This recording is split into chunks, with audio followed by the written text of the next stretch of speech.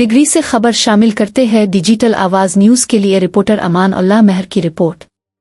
Degree advocate high court और साबिक सदर ताल्लुका बार एसोसिएशन डिग्री फिदा हुसैन आराइन, साबिक general secretary Taluka bar association Digri advocate Anwar Khaskheli और साबिक नायब सदर Taluka bar association Digri advocate Ayub Ramzan ने अपने मुश्तरका बयान को डिग्री और पुलिस की जानिब से बिजली चोरी के खिलाफ जारी ऑपरेशन पर शदीद तहफ़्फ़ुज़ात का इजहार किया है।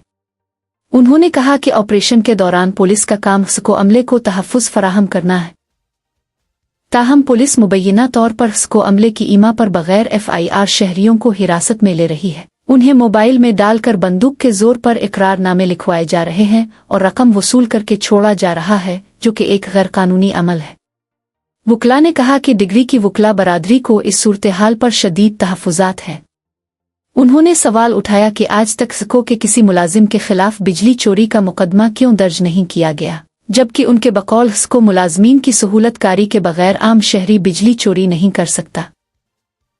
मीडिया को जारी बयान में वुकला ने मजीद कहा कि पुलिस बमाल-ए-सलाम SHO आफ्ताब रिंद शहर में मोटरसाइकिल चोरी, मुनशियात फिरोश, लूटमार और छीना झपटी की वारदातों पर काबू पाने के बजाय SCO एहलकारों के साथ मिलकर मासूम शहरियों को बगैर FIR गिरफ्तार करने जैसे गैरकानूनी इक़दामात में मसरूफ़ है।